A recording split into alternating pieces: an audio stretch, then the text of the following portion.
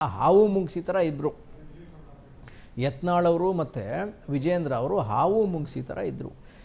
ವಿಜೇಂದ್ರ ಅವ್ರನ್ನ ಎಷ್ಟೆಲ್ಲ ಬೈಬೇಕು, ಎಷ್ಟೆಲ್ಲ ಹರಾಸ್ ಮಾಡಬೇಕು, ಎಷ್ಟೆಲ್ಲ ಹಿಂಸೆ ಕೊಡಬೇಕು ಕೊಟ್ಬಿಟ್ಟಿದ್ದಾರೆ. ಯಾರೋ ಯತ್ನಾಳವರು.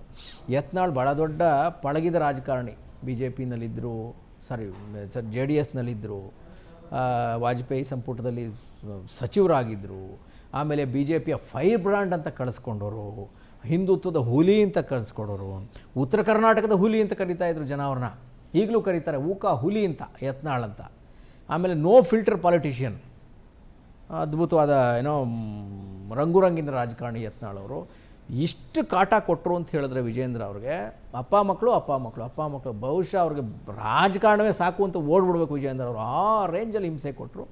ಇದೀಗ ನಾವು ಹೇಳ್ತಾ ಇದ್ವಿ ಅವಾಗವಾಗ, ವಿಜೇಂದ್ರ ಅವ್ರು ಮಾಡಿರೋ ಒಂದು ತಪ್ಪು ಏನು ಅಂತ ಹೇಳಿದ್ರೆ, ಇಂಥವ್ರನ್ನ ಎದುರು ಹಾಕೋಬಾರ್ದಾಗಿತ್ತು, ವಿಶ್ವಾಸಕ್ಕೆ ತಗೊಂಡು ಹೋಗಬೇಕಿತ್ತು. ಬೊಮ್ಮಾಯಿಯವ್ರನ್ನ ವಿಶ್ವಾಸಕ್ಕೆ ತಗೋಬೇಕಿತ್ತು, ನಿರಾಣಿಯವ್ರನ್ನ ವಿಶ್ವಾಸಕ್ಕೆ ತಗೋಬೇಕಿತ್ತು, ಯತ್ನಾಳವ್ರ ಜೊತೆ ಮುಂದಕ್ಕೆ ಹೋಗಬೇಕಿತ್ತು. ಸುಮಾರು ಜನ ಲೀಡರ್ಗಳಿದ್ದಾರೆ. ಮಾಧುಸ್ವಾಮಿಯವರ ಮಾರ್ಗದರ್ಶನ ತಗೋಬೇಕಿತ್ತು, ಸೋಮಣ್ಣವ್ರನ್ನ ವಿಶ್ವಾಸಕ್ಕೆ ತಗೋಬೇಕಿತ್ತು, ಸುಮಾರು ಶೋಭಾ ಕರಂದ್ಲಾಜೆ ಜೊತೆ ವಿಶ್ವಾಸದಲ್ಲಿ ಇರಬೇಕಿತ್ತು. ಈ ಎಳೆಯರ ಬಳಗನ ಬಿಡಬೇಕಿತ್ತು ಅಂತ. ಈ ಒಂದಷ್ಟು ಜನ ಸೋತವರು ಇನ್ನೊಂದಷ್ಟು ಜನ ಎಮ್ ಎಲ್ ಎ ಆಗಬೇಕು ಅಂತ ಆಸೆ ಪಡ್ತಿದ್ರು. ಇವರ ಪಟಾಲಂನ ಸುತ್ತ ನಿಲ್ಲಿಸ್ಕೊಂಡು ಮಾತಾಡೋದ್ರ ಬದಲು ವಿಜೇಂದ್ರ ಅವ್ರು ನೋಡಿ, ಈಗ ಅಲ್ಲಿ ನೋಡಿ ಯಾರು ದೊಡ್ಡವರು ಇದ್ದಾರಾ, ಬಿ ಜೆ ಪಿ ರಾಜ್ಯಾಧ್ಯಕ್ಷರು ಬರಬೇಕಾದ್ರೆ, ಬಿ ಜೆ ಪಿ ಅತಿರಥ ಮಹಾರಥರೆಲ್ಲ ಬರಬೇಕಲ್ಲ, ನೋಡಿ ಸುತ್ತ ಯಾರಿದ್ದಾರೆ ಅಂತ. ಅವ್ರು ಯಾರಿದ್ದಾರೆ ಅಂತ ಯಾರಿಗಾರ ಗೊತ್ತಿದೆಯಾ? ನೋಡಿ ಒಂದು ಸರಿ ಕರೆಕ್ಟಾಗಿ ನೋಡ್ಬಿಡಿ. ಅವ್ರು ಯಾರಿದ್ದಾರೆ ಅಂತ ಯಾರಿಗಾರ ಗೊತ್ತಾಗಿದೆಯಾ? ಒಬ್ಬರು ಲೀಡ್ರ್ ಇದ್ದಾರಾ? ಹಂಗೆ ಆಗಬಾರ್ದು ಅಂತ ಸುಮಾರು ಜನ ಅವ್ರಿಗೆ ಅಡ್ವೈಸ್ ಮಾಡ್ತಾಯಿದ್ರು. ಇವತ್ತು ಬಹುಶಃ ನೋಡಿ, ಒಬ್ಬ ಎಮ್ ಎಲ್ ಎ ಇದ್ದಾರಾ? ಇಲ್ಲ. ಅವ್ರು ಯಾರು ಅಂತ ಯಾರಿಗಾರ ಗೊತ್ತಾ? ಯಾರಿಗೂ ಗೊತ್ತಿಲ್ಲ. ಇವ್ರನ್ನ ತಗೊಂಡು ಯಾವ ರಾಜಕಾರಣ ಮಾಡೋಕ್ಕಾಗುತ್ತೆ ವಿಜೇಂದ್ರ ಸರ್ ನೀವು? ಸತೀಶ್ ರೆಡ್ಡಿ ಒಬ್ಬರು ಬಂದರು ಪಾಪ, ಅವರು ಸೋತಿರೋರು. ಹಾಗಾಗಿ ವಿಜೇಂದ್ರ ಅವ್ರಿಗೆ ಬಹುಶಃ ಅದೊಂದು ಅಟೆಂಪ್ಟ್ ಮಾಡಿದ್ದಾರೆ ಅವರು. ಯತ್ನಾಳ್ ಅವ್ರನ್ನ ಹೌದು ಮಾತಾಡಿಸ್ಬೇಕು, ರಾಜಕಾರಣ ಅಂದ್ರೇ ಹಾಗಲ್ವಾ? ಇವತ್ತು ಬಡದಾಡ್ಕೊಂಡವರು ನಾಳೆ ಜೊತೇಲಿ ಕೂತ್ಕೊಂಡಿರ್ತಾರೆ, ಅದು ರಾಜಕಾರಣ. ಈ ಪಟ್ಟುಗಳನ್ನು ಕಲಿದೆ ಮುಂದಕ್ಕೆ ಹೋಗೋದು ಬಹಳ ಕಷ್ಟ. ಸತೀಶ್ ಜಾರಕಿಹೊಳಿ ಹೇಳಿದ್ರಲ್ಲ, ರಾಜಕಾರಣ ಅನ್ನೋದು ಒಂದು ಓಟ, ಓಡಲಿಲ್ಲ ಅಂದರೆ ನಿಮ್ಮನ್ನು ಅಲ್ಲೇ ಬಿಟ್ಬಿಟ್ಟು ಹೊರಟೋಗ್ತಾರೆ ಅಂತ ಸಿದ್ದರಾಮಯ್ಯನವ್ರು ಟಾಂಟ್ ಕೊಟ್ಟರು ಸತೀಶ್ ಜಾರಕಿಹೊಳಿ. ಹಾಗೆ ನೀವು ಬೈತಾರೆ, ಸಹಿಸ್ಕೋಬೇಕು. ಹಸಿವು ನೋವು ನಿಂದನೆಗಳ ಸಹಿಸಿದವನೇ ಮಹಾತ್ಮ ಅಂತಾರಲ್ಲ, ಹಾಗೆ ಇದರಲ್ಲಿ ಅವಮಾನ ನಿಂದನೆಗಳು ನೀವು ಸಹಿಸ್ಕೊಂಡ್ರೆ ಲೀಡರ್ ಆಗ್ತೀರಿ.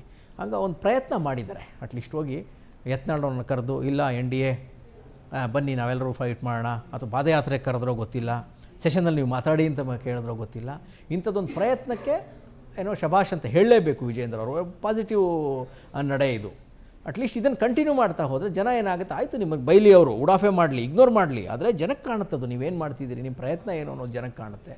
ಹಾಗಾಗಿ ವಿಜೇಂದ್ರ ಅವರ ನಡೆ ಇದು ಶ್ಲಾಘನೀಯ ಅಂತ ಹೇಳ್ಬೋದು. ಬಟ್ ಯತ್ನಾಳವರು ಅಷ್ಟೇ, ನೀವು ಒಬ್ಬರೇ ಇದ್ದರೆ ಏನೂ ಮಾಡೋಕ್ಕಾಗಲ್ಲ ಸರ್. ನೀವು ಭಾಳ ಕಷ್ಟ. ವ್ಯವಸ್ಥೆ ವಿರುದ್ಧ ವ್ಯಕ್ತಿ ಈಜೋದು ಭಾಳ ಕಷ್ಟ.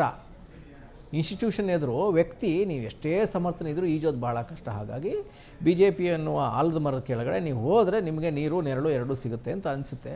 ನೀವು ವಾಪಸ್ ಆಗೋದೇ ಸೂಕ್ತ ಅಂತ ನಮ್ಮ ಸಲಹೆ. ಅವ್ರು ಹೆಂಗೆ ತಗೋತಾರೋ ಗೊತ್ತಿಲ್ಲ ಯತ್ನಾಳ್ ಸಾಹೇಬರು. ವಿಜೇಂದ್ರ ಅವ್ರದ್ದು ಬಿಡಿ, ಈಗೇನೋ ಚೇಂಜ್ ಮಾಡ್ಬೋದು ಇನ್ನೊಂದು ಮತ್ತೊಂದು, ಆದರೆ ನೀವು ವಾಪಸ್ BJPಗೆ ಬಂದರೆ BJPಗೂ ಒಂದು ರಂಗು, ನಿಮ್ಮ ವ್ಯಕ್ತಿತ್ವಕ್ಕೂ ಒಂದು ರಂಗು. ಸುಮ್ಮನೆ ಇನ್ನೊಂದೇನೋ KJP ಥರ ಇನ್ನೊಂದೇನೋ ಪಾರ್ಟಿ ಮಾಡೋಕ್ಕೆ ಹೋಗ್ತೀನಿ ಅಂತ ಹೇಳೋದು, BSR ಥರ ಇನ್ನೊಂದು ಪಾರ್ಟಿ ಮಾಡ್ತೀನಿ ಅಂತ ಹೇಳೋದು, ಆಮೇಲೆ ಒಂದಷ್ಟು ಜನ BJPಗಳನ್ನ ಡ್ಯಾಮೇಜ್ ಮಾಡಿಬಿಡ್ತೀನಿ ಓಟ್ಗಳು ಅಂತ ಹೇಳ್ಕೊಂಡು ಆಡೋದು, ಅಲ್ಲಿ ಇಲ್ಲಿ ಸಭೆ ಸಮಾರಂಭ ಮಾಡಿ 15,000 ಜನ ಸೇರಿಸಿ ಅವ್ರಿಗೆ ಮೆಸೇಜ್ ಕೊಡೋಕೆ, ಇದು ಯಾವುದಕ್ಕೂ BJP ಹೈಕಮಾಂಡ್ ಈಲ್ಡ್ ಆಗುತ್ತೆ ಅಂತ ನಮಗೇನು ಅನಿಸೋದಿಲ್ಲ. ಅವ್ರು ಕೇರೇ ಮಾಡೋದಿಲ್ಲ. ಆಯಿತು BJP ಸೋತ್ರೇನು ಕರ್ನಾಟಕದಲ್ಲಿ, ಡೋಂಟ್ ಕೇರ್ ಅಂತ ಅವ್ರಿಗೆ ಗೊತ್ತಿದೆ ಅವ್ರಿಗೆ. ಹಾಗಾಗಿ ನೀವು ವಾಪಸ್ ಹೋಗೋದು ಒಳ್ಳೆಯದು. ಆಮೇಲೆ ವಿಜೇಂದ್ರ ಅವ್ರನ್ನ ಕರ್ಕೊಂಬಿಡ್ಲಿ. ನೀವು ಸಣ್ಣವರಿದ್ದೀರಿ ಸಣ್ಣವರಾಗಿ. ಯತ್ನಾಳ್ ಅವರು ನೀವು ಅಷ್ಟೇ, ಅವ್ರು ಬಂದು ಮಾತಾಡಿಸಿದಾಗ ನೀವು ದೊಡ್ಡವರಿದ್ದೀರಿ ದೊಡ್ಡವರಾಗಿ. ಹಾಗಾಗಿ BJPಗೆ ವಾಪಸ್ ಬಂದರೆ ಯತ್ನಾಳ್ ಅವರು BJPಗೂ ಕ್ಷೇಮ, ಯತ್ನಾಳ್ ಅವ್ರಿಗೂ ಕ್ಷೇಮ ಅಂತ ಅನಿಸುತ್ತೆ.